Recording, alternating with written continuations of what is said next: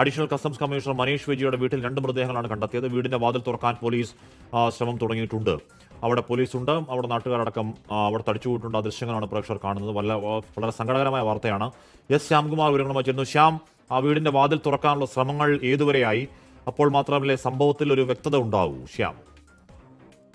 കാശ്മീർ തീർച്ചയായും നിലവിൽ പോലീസ് സംഘം അവിടെ വെയിറ്റ് ചെയ്യുന്നത് ഫോട്ടോഗ്രാഫർ എത്തുന്നതിന് വേണ്ടിയിട്ടാണ്. കാരണം ഒരു കൂട്ട ആത്മഹത്യ നടന്ന സംഭവ സ്ഥലത്ത് മഹത്വ സീനിൽ അകത്തേക്ക് കയറുന്ന മുമ്പ് നിലവിലുള്ള ആ സ്ഥിതി ഫോട്ടോയിൽ പകർത്തണം എന്നുള്ളതാണ് നിയമം. അതുകൊണ്ട് തന്നെ ഒരു ഫോട്ടോഗ്രാഫർ എത്തുന്നതിന് വേണ്ടി ഉദ്യോഗസ്ഥർ അവിടെ കാത്തു നിൽക്കുന്നു എന്നുള്ളതാണ് നമുക്ക് മനസ്സിലാക്കാൻ സാധിക്കുന്നത്. അതിനുശേഷം ഉടൻ തന്നെ ആ വീടിന്റെ വാതിൽ തുറക്കാനുള്ള ക്രമീകരണങ്ങൾ ചെയ്തതായിട്ടാണ് പോലീസ് ഉദ്യോഗസ്ഥർ അറിയിക്കുന്നത്.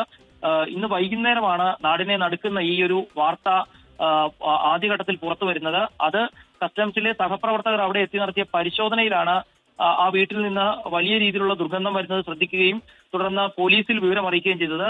ഉടൻ തന്നെ പോലീസ് സംഘം അവിടെ എത്തി ആ വീടിന് ചുറ്റുമുള്ള പരിശോധനയിലാണ് അടുക്കളയോട് ചേർന്ന ഭാഗത്ത് ഒരു സ്ത്രീ തൂങ്ങി മരിച്ച നിലയിൽ കണ്ടെത്തുന്നത്.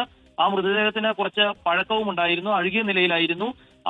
അതോടുകൂടി പോലീസ് ഇരുട്ട് വീഴുന്ന സമയത്ത് തന്നെ പോലീസ് ആ വീടിന്റെ മറ്റു ഭാഗങ്ങൾ പരിശോധിക്കാൻ ആരംഭിച്ചു. അസിസ്റ്റന്റ് കമ്മീഷണർ ഉൾപ്പെടെയുള്ളവർ അവിടെ എത്തി ആ പരിശോധനയിൽ കട്ടിലിനോട് ചേർന്ന മറ്റൊരു മൃതദേഹം കൂടി അവിടെ കണ്ടെത്തുകയും ചെയ്തു. ഇതോടുകൂടിയിട്ടാണ് 2 മൃതദേഹങ്ങൾ കണ്ടെത്തിയത്.